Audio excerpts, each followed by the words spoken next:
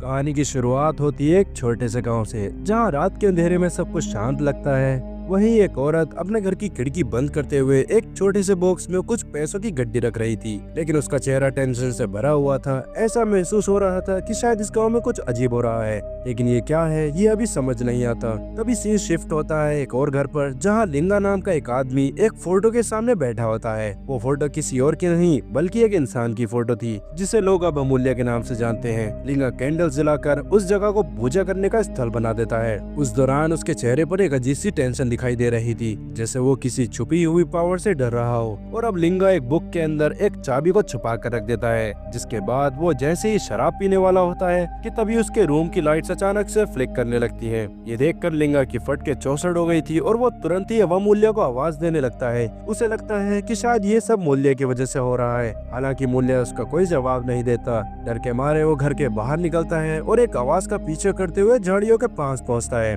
जहां उसे किसी का साया नजर आता है। और थोड़ा आगे जाने पर उसे झाड़ियों से खून टपकता हुआ दिखाई देता है। तभी उसकी नजर अब अमूल्य की लाश पर जाती है और उसे छूते ही उसका सर जिस्म से अलग होकर जमीन पर गिर गया था। ये देखकर लिंगा को कुछ समझ नहीं आता कि ये सब कैसे हो गया। अब कहानी सीधा मूल्य की मौत से 12 घंटे पहले जाती है, जहां हम एनन, रिनी और बगास को देखते हैं, जो एक बोर्डिंग स्कूल के 3 दोस्त हैं। एनन एक प्रैंकस्टर है और उसका सपना था कि वो मूल्य की तरह एक बहुत बड़ी एग्जॉर्सिस्ट बने। मूल्य के पास कुछ पावर्स थी जिनका वो इस्तेमाल करके लोगों की मदद किया करता था, और अब एनन चाहती थी कि वो भी उसी की तरह बने। मगर बगास उसकी मजाक उड़ाते हुए उससे कहता है कि मूल्य जैसे लोग सिर्फ धोखा देते हैं, लेकिन रिनी जो उसकी बेस्ट फ्रेंड होती है वो उसका सपोर्ट करने लगती है। तभी अचानक एनन अपनी साइकिल उठाकर वरुगनी इस्लामिक बोर्डिंग स्कूल में चली जाती है, जहाँ के केयर टेकर बूढ़ी ने उसे अनाथ होने की वजह से पाल पोस कर बड़ा किया था। अब एनन अंदर जाकर टीवी चालू करके अब अमूल्य के बारे में न्यूज देखने लगती है, जिसमें वो खुद के द्वारा बनाए गए पानी की मदद से किसी को भी सही कर सकता था। मूल्य पिछले कई सालों से बुमिसूंग गांव में एक आश्रम जैसा बनाकर रह रहा था, जहां लोग अपनी प्रॉब्लम सॉल्व करवाने के लिए आया करते थे। टीवी पर उसके कई सारे मिरेकल्स दिखाए जा रहे थे। एक डिसेबल आदमी चलने लगता है, एक औरत के अंदर से भूत निकल जाता है, लेकिन मूल्य के मेथड्स थोड़े अजीब थे और एनन भी मूल्य को देखकर सेम वैसे ही करने लगती है। तब हम एनन के हाथ पर एक अजीब सा मार्क देखते हैं। शायद इस मार्क में एनन के कुछ राज छिपे हो, ये तो हमें अब कहानी आगे देखने पर ही पता चलेगा। तभी बूढ़ी रूम में आकर एनन से टीवी बंद करने को कहता है, क्योंकि असल में उसको मूल्य पर यकीन नहीं था। और साथ ही वो एनन से नमाज पढ़ने के लिए कहता है, लेकिन वो उससे बाद में नमाज पढ़ने के लिए कहती है। और बूढ़ी के रूम से बाहर जाते ही एनन वापस से मूल्य का शो देखने लगती है। तब हम एक आदमी को अपनी बेटी के साथ मूल्य के घर के बाहर देखते हैं, जो अपने पैसे डबल करवाने के लिए आया था। थोड़ा वेट करने के बाद लिंगा उसे मूल्य के पास ले जाता है, जहां वो उससे एक बॉक्स में सारे पैसे डालने को कहता है और एक रिचुअल परफॉर्म करता है, जिसके कुछ देर बाद जब वो बॉक्स खोल के देखता है तो उसमें पैसे डबल हो चुके थे, जिन्हें देखकर वो शॉक हो गया था। और अब वो मूल्य से डिमांड करता है कि उसे और ज्यादा पैसे चाहिए। उसकी बढ़ती ख्वाहिशों को देखकर मूल्य उस आदमी से सवाल करता है, क्या तुम अपने पैसों के लिए अपनी बेटी को सेक्रीफाइस करने के लिए तैयार हो? और यही वो पल होता है जहां हमें समझ आता है मूल्य सिर्फ एक हीलर नहीं बल्कि एक डिमोनिक पावर का पुजारी है। उसका काम था लोगों के लालच का फायदा उठाकर उनसे उनकी कीमती चीजों का बलिदान करवाना। तब हम उस आदमी की बेटी को देखते हैं, जो मस्जिद में नमाज पढ़ने के लिए चली गई थी, और नमाज पढ़ते वक्त उसके पीछे एक डिमोनिक साया आ जाता है। मतलब साफ था कि कहीं न कहीं उस आदमी ने बलिदान के तौर पर अपनी बेटी को ही उस डीमन पुजारी को सौंप दिया। अब कहानी आगे बढ़ती है और हम देखते हैं कि एनन और रिनी स्कूल की तरफ जा रही थी। तभी रिनी को याद आता है कि उसके पीरियड शुरू हो गए हैं और वो पेट्स लेना भूल गई। तब वो एनन से बाहर वेट करने को कहकर पेट्स लेने के लिए चली जाती है। ये वही वक्त होता है जब मूल्य की डेथ हुई थी, और तभी एनन के पास लगी स्ट्रीट लाइट भी फ्लिक करने लगती है और अचानक से उसके सामने अब मूल्य उसे दिखाई देता है। वो उससे कहता है कि एनन उसकी तरह बन सकती है, और इतना बोलते ही अपने हाथ में पकड़े खंजर से अपने गले को काटते हुए कहने लगता है कि सर के बदले एक सर चाहिए। अपनी आंखों के सामने ये सब होता देख एरन चिल्लाने लगती है, और इतने में रिनी भी वहाँ पर आ जाती है। और उसके आते ही वहाँ एकदम से सब नॉर्मल हो गया था, क्योंकि जिस जगह पर मूल्य खड़ा था वहाँ काफी ज्यादा अंधेरा था। मतलब कि मूल्य एक डिमोनिक एनर्जी थी और दूसरी तरफ एलन एक ह्यूमन होती है, यानी कि वो एक प्योर सोल थी, जिस वजह से उसकी तरफ काफी ज्यादा रोशनी थी। और जब एलन वहाँ से बूढ़ी के पास पहुँचती है, तब बूढ़ी किसी से कॉल पर बात कर रहा होता है और साथ ही टीवी भी चालू था। जिसमें मूल्य के अननोन कारणों की वजह से मरने की खबर दिखाई जा रही थी। एनन ये सब देखकर और भी ज्यादा हैरान रह जाती है। इतने में बूढ़ी कुछ सामान लेकर उसके पास आता है। तब हमें पता चलता है कि एनन कोई और नहीं बल्कि खुद मूल्य की बेटी है। बचपन में उसकी माँ ने उसे मूल्य से दूर रखने के लिए उसे बूढ़ी के पास छोड़ दिया था, ताकि उसके ऊपर मूल्य का जरा सा भी साया न रहे। और ऐसा क्यों किया ये तो हमें कहानी में आगे ही पता चलेगा। खुद को अनाथ मानती है एनन सच्चाई जानने के बाद बूढ़ी पर काफी ज्यादा गुस्सा करने लगती है, लेकिन साथ ही बूढ़ी ने कभी उसको मूल्य की सच्चाई के बारे में नहीं बताया था। तब बूढ़ी उसको वो सब सामान दे देता है जो उसकी माँ एनन के लिए उसके पास छोड़ कर गई थी। बूढ़ी के हिसाब से वो बस वही चीजें कर रहा था जो एनन की माँ चाहती थी। एनन उस सामान को देखने लगती है जिसके अंदर एक लिफाफे में कुछ पैसे थे और एक लिफाफे में एनन की माँ और मूल्य की कुछ फोटोज थी और उसकी माँ का कुछ सामान था जिन्हें देखकर वो इमोशनल हो जाती है। तब एनन डिसाइड करती है कि वो अपने पिता के फ्यूनरल में जाएगी, इसलिए वो अपने साथ रिनी को लेकर रात में ही स्कूल से भाग जाती है। तब रास्ते में उन्हें बगास भी मिलता है और अब एनन उन दोनों को अपने साथ ले जाती है। और अब रास्ते में जाते हुए उन्हें ये समझ नहीं आ रहा था कि आज तक मूल्य ने एनन को ढूंढने की कोशिश क्यों नहीं की, लेकिन इस वक्त एनन सिर्फ मूल्य के फ्यूनरल को अटेंड करना चाहती थी और उसे जानना था कि आखिर उसकी मौत कैसे हुई। रास्ते में जाते हुए अचानक एनन को लगता है कि शायद कोई उसका नाम बुला रहा है और उसको उसी डीमन की झलक दिखाई देती है जिसे अब तक हम कहानी में देखते आ रहे थे। मूल्य के घर पर पहुंचने के बाद वहां वो गांव के काफी सारे लोगों को रोते हुए देखती है, क्योंकि वो लोग मूल्य को एक मसीहा मानते थे जो अब उनके बीच नहीं रहा और इस बात से सभी काफी ज्यादा दुखी थे। तभी वहाँ एजंग नाम की एक प्रेग्नेंट औरत आती है और उनसे कहती है कि मूल्य की पहली औलाद आ चुकी है,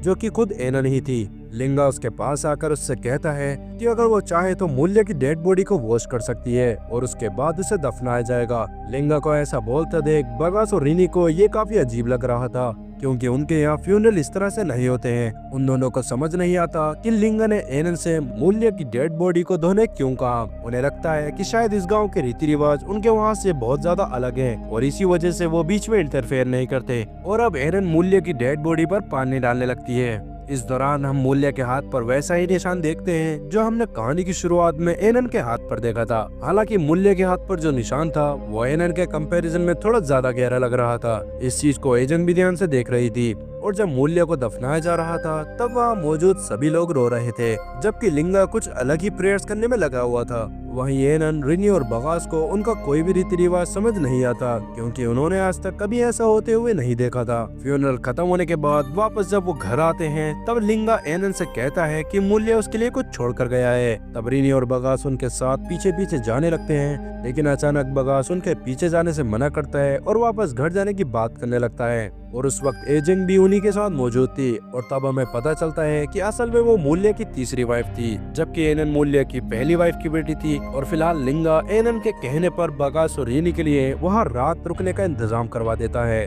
जिसके बाद वो एनन को मूल्य के रूम में लेकर जाता है। उधर एजिंग रिनी और बगास को अपने साथ उनके रूम की तरफ ले जा रही थी। इस दौरान रिनी को लग रहा था कि शायद मूल्य ने एनन के लिए जरूरी कोई जादुई चीज छोड़ी होगी ताकि वो भी उसकी तरह बन जाए। तभी एजिंग उनसे कहती है कि उन्हें जितना जल्दी हो सके एनन को अपने साथ यहाँ से लेकर चले जाना चाहिए, क्योंकि यहाँ जो दिख रहा है वैसा कुछ भी नहीं है। लेकिन उन दोनों को समझ नहीं आता कि एजिंग उनसे ऐसा क्यों कह रही है। इधर लिंगा एनन को रूम में वेट करने को कहकर खुद एक अंदर वाले रूम में कुछ सामान लेने के लिए चला जाता है। एनन जब रूम को ठीक से देख रही थी तभी उसे लगता है कि शायद पर्दे के पीछे कोई है, लेकिन चेक करने पर वहाँ कोई नहीं होता। और अब जैसे ही वो पीछे पलट कर देखती है तभी वही डीमन एनन पर हमला कर देता है, जिससे एनन जोर से चिल्लाने लगती है। लेकिन इतने में ही वहाँ लिंगा के आते ही सब नॉर्मल हो जाता है। तब लिंगा उसे शांत कराता है और साथ ही उसे एक किताब देता है जो मूल्य उसके लिए छोड़ कर गया था। उसमें काफी सारे रिचुअल्स के बारे में लिखा हुआ था। मूल्य चाहता था कि वो भी उसके रास्ते पर चले, क्योंकि मूल्य के जैसी पावर सिर्फ उसके ही वंशज में आ सकती थी। और ये सारे रिचुअल्स लिंगा एनन को मूल्य की सीक्रेट जगह पर रात में 3 बजे सिखाने वाला था। वो एनन से कहता है कि रिनी और बगास को इस बारे में पता न चले और उसे सिर्फ अकेले ही वहाँ आना होगा। तब एनन लिंगा की बात मान जाती है। शाम के वक्त जब बगास मूल्य के घर के पास वाली मस्जिद में अजान पढ़ने के लिए माइक ऑन करता है तभी वहाँ लिंगा आकर उसे ऐसा करने से रोक देता है,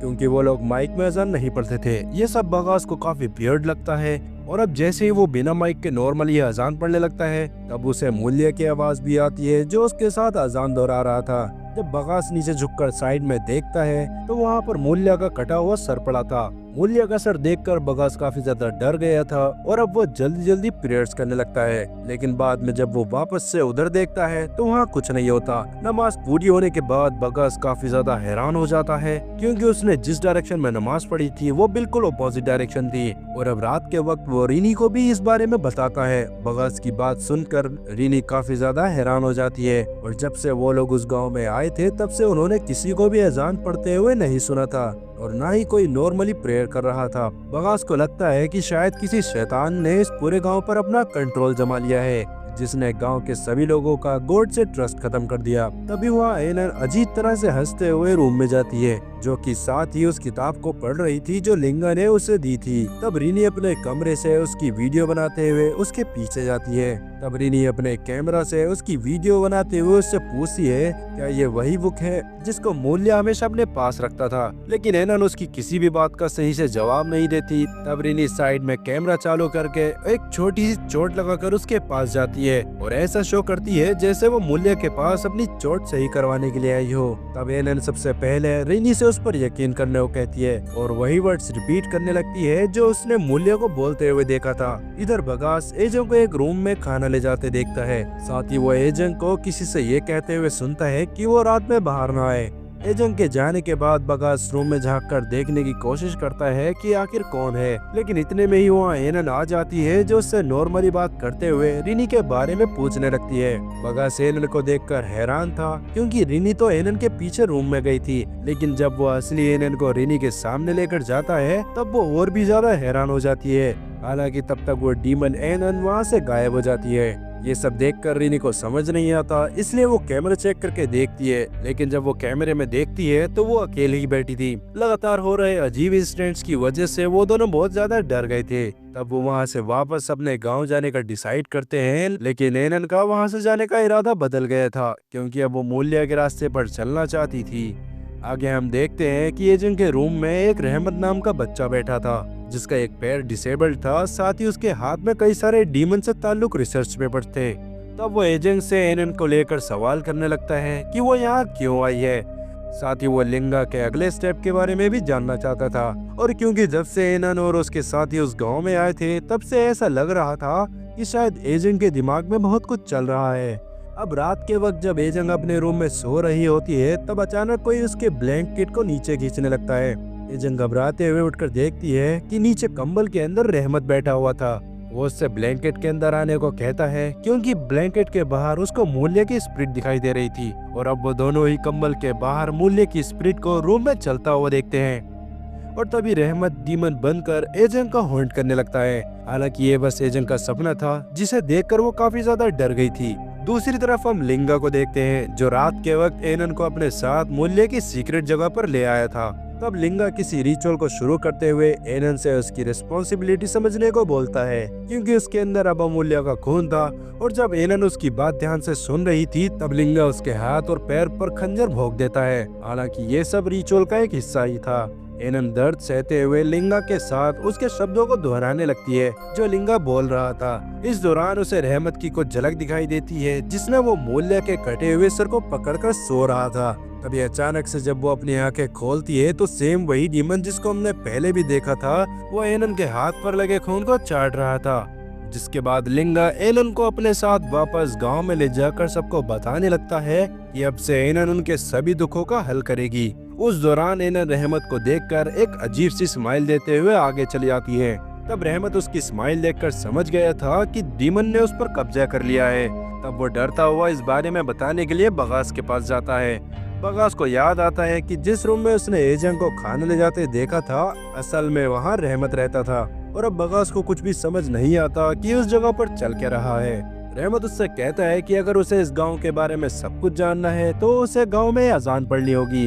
हालांकि रहमत को बोलते हुए काफी अजीब लग रहा था, लेकिन वो मान जाता है। और जैसे ही वो माइक चालू करके अजान पढ़ना शुरू करते हैं तब एनन के साथ साथ गांव के बाकी सभी लोग के सर में बहुत तेज दर्द होने लगता है। वो गांव इतना डिमोनिक हो चुका था कि वो लोग अजान की आवाज भी नहीं सुन पा रहे थे, और अजान की आवाज सुनकर उनके कानों से खून आने लगता है। लेकिन लिंगा की एक बीमार बेटी थी जिसके अजान सुनने की वजह से मुंह से खून आने लगा था। अजान की वजह से एरन काफी तड़प रही थी, लेकिन मिरर में उसका रिफ्लेक्शन बहुत ज्यादा गुस्से में दिख रहा था। तभी रिनी वहां आकर उसे संभालने की कोशिश करती है। इधर अचानक से बगास का गला दर्द करने लगता है और उसके गले पर भी निशान बनने लगते हैं। ऐसा लग रहा था कि जैसे कोई उसका गला दबा रहा हो, और इतने में ही उसके मुंह से भी खून आने लगता है। कुछ ही देर में वहाँ रिनी और एनन भी आ जाते हैं और फिलहाल एनन नॉर्मल हो चुकी थी और अब उन्हें समझ आ गया था कि वहाँ कुछ भी सही नहीं है, इसलिए वो साथ में प्रे करने का डिसाइड करते हैं। लेकिन रिनी पीरियड्स में होने की वजह से प्रे नहीं कर पाती। तब एनन और बगास प्रे करने लगते हैं और इस दौरान रहमत उन्हें छुप कर देख रहा था। तभी अचानक रिनी के चिल्लाने पर जब बगास पीछे मुड़कर देखता है तो एनन फिर से पोजेस्ड हो गई थी।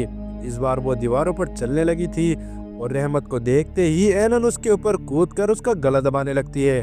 बगास और रीनी रहमत को छुड़ाने की काफी कोशिश करते हैं, लेकिन इतने में ही वहाँ एजेंट आकर एनन को ऐसा करने से रोकती है। कुछ देर बाद जब एनन को होश आता है तब उसे कुछ याद नहीं रहता कि उसने पोजेस होने के बाद क्या क्या किया था।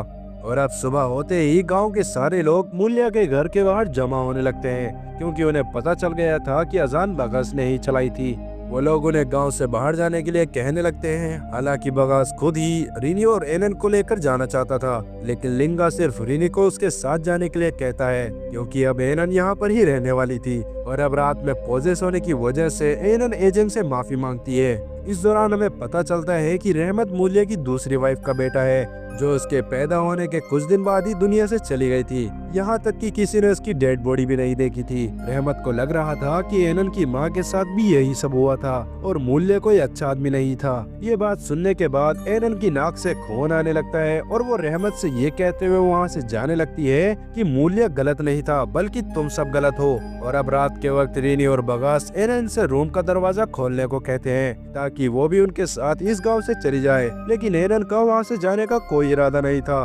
तभी रहमत उनके पास अपने रिसर्च पेपर लेकर आता है और उन्हें बताता है कि डीमन के साथ गांव वालों की कोई ना कोई डील हुई है, जिस वजह से वो अजान की आवाज नहीं सुन पाए। हालांकि मूल्य भी किसी ठाकुर नाम के डीमन की पूजा करता था। ये सब बातें उसे इसलिए पता थी क्योंकि उसने बचपन से लेकर अब तक कई बार मूल्य का पीछा करके उसके सोर्स ऑफ पावर का पता लगाया था, और पहले काफी सारे लोग अपने बच्चों को बलिदान के तौर पर मूल्य के पास छोड़ जाते थे। और अब रहमत उन्हें उस बुक के पास लेकर आता है जिसमें कहानी की शुरुआत में लिंगा ने एक चाबी छुपाई थी। उस चाबी की मदद से वो उस गांव में चल रही चीजों के बारे में जान सकते थे। तब रहमत उस चाबी से वहाँ के बेसमेंट का दरवाजा खोलता है।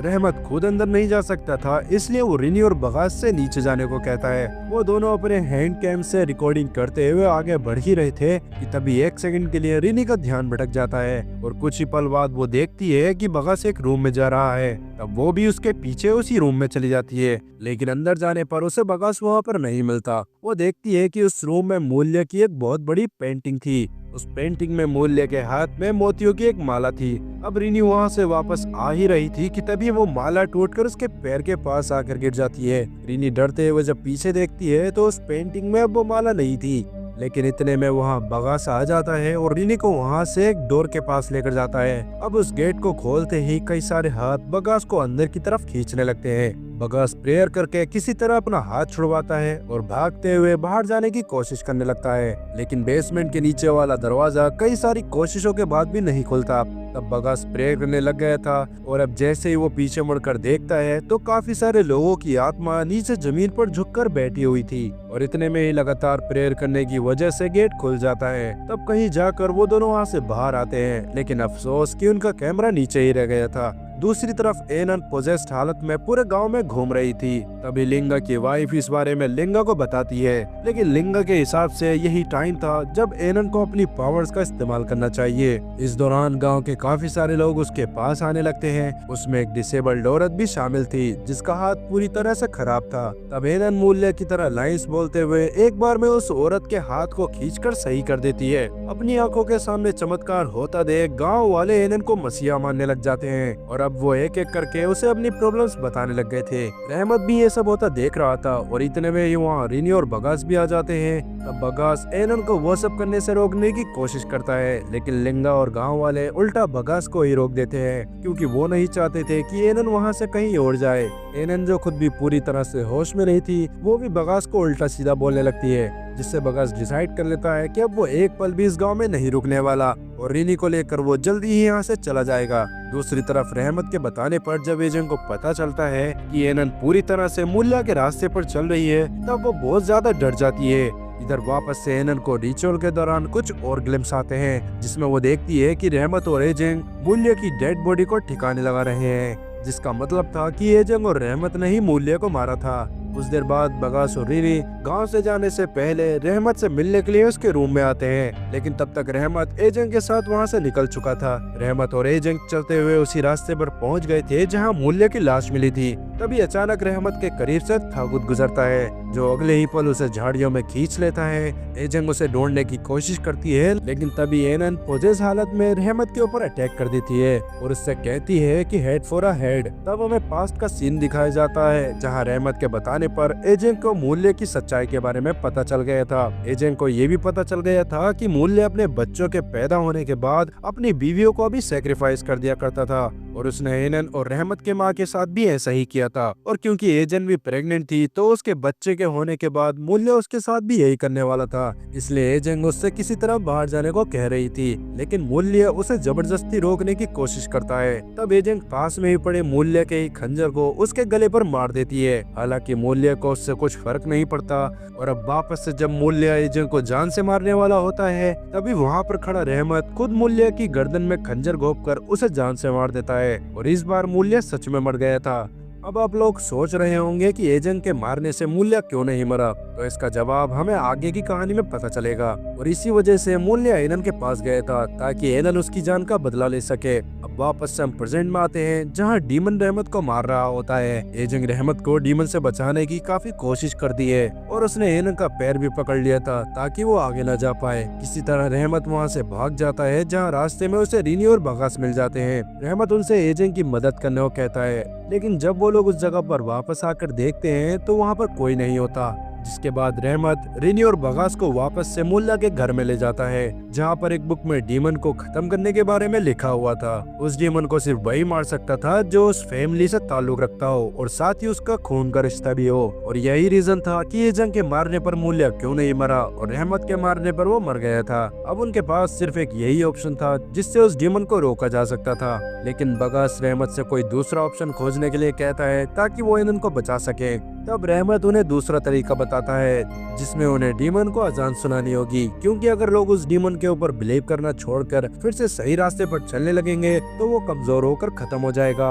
बगास को ये आइडिया सही लगता है। दूसरी तरफ हम देखते हैं कि एनन एजेंट को घसीटते हुए मूल्य के घर के बाहर ले आती है और रहमत को बाहर बुलाने लगती है, लेकिन एनन के सामने किसी की हिम्मत नहीं हो रही थी कि वो एजेंट को बचा ले। अब जैसे ही रहमत बाहर आता है तभी एनन रहमत को मारने के लिए आगे बढ़ने लगती है, लेकिन इस बार एजेंट फिर से उसका पैर पकड़ लेती है, जो देखकर अब एलन को बहुत ज्यादा गुस्सा आ गया था और वो पास में ही पड़े पत्थर से एजेंट का सर कुचलकर उसे जान से मार देती है।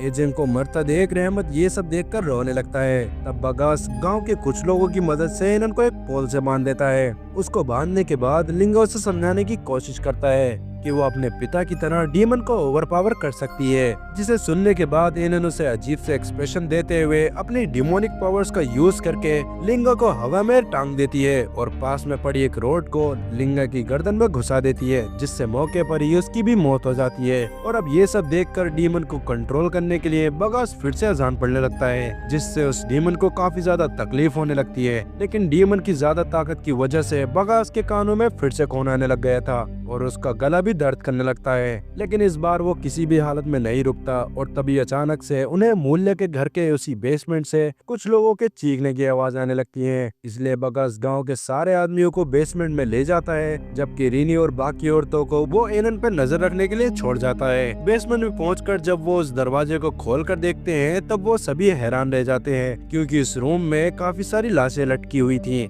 जिनके अंदर से वो पानी भी आ रहा था जिससे मूल्य सबको सही करता था।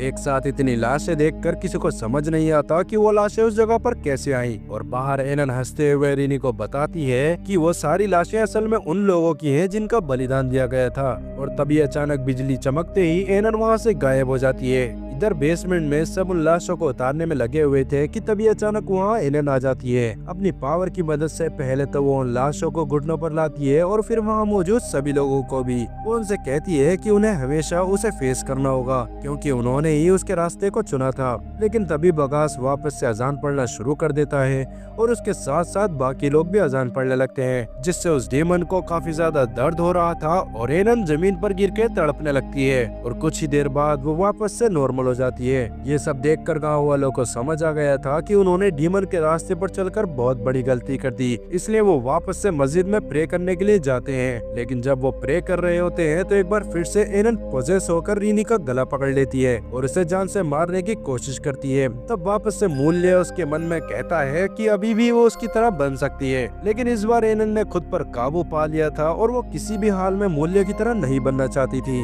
और ये बात मूल्य से कहते ही वो प्रिजन में पूरी तरह से सही हो जाती है। जिसके बाद हम देखते हैं कि एनन और बगास ने उसी गांव में रहने का फैसला किया है ताकि वो रहमत और गांव वालों का ध्यान रख सकें। जिसके बाद सभी गांव वाले मिलकर लिंगा और एजेंगा का फ्यूनरल पूरे रीति रिवाजों के साथ करते हैं। तभी बूढ़ी भी रिनी को लेने के लिए वहां आ गया था और इस दौरान एनन उसको मूल्य की किताब देती है ताकि वो किसी गलत हाथ में ना पड़े। साथ ही एनन अपने बुरे वर्ताव के लिए बूढ़ी से माफी भी मांगती है। तब बूढ़ी उसको माफ करता है और वहाँ से रिनी को लेकर चला जाता है। और अब कहानी के अंत में कोड भी बताया जाता है कि भगवान उन्हीं लोगों के साथ है जो उस पर भरोसा करते हैं और भगवान पर भरोसा न करने वाले हमेशा नरक में जाते हैं। और इसी के साथ ये कहानी यहीं पर खत्म होती है। कमेंट करके जरूर बताएं आपको ये कहानी कैसी लगी। साथ ही वीडियो अच्छी लगी है तो वीडियो को लाइक करें और अगर चैनल पर नए हो तो सब्सक्राइब करना ना भूलें। मिलते हैं अगली वीडियो में एक नई कहानी के साथ, तब तक के लिए गुड बाय।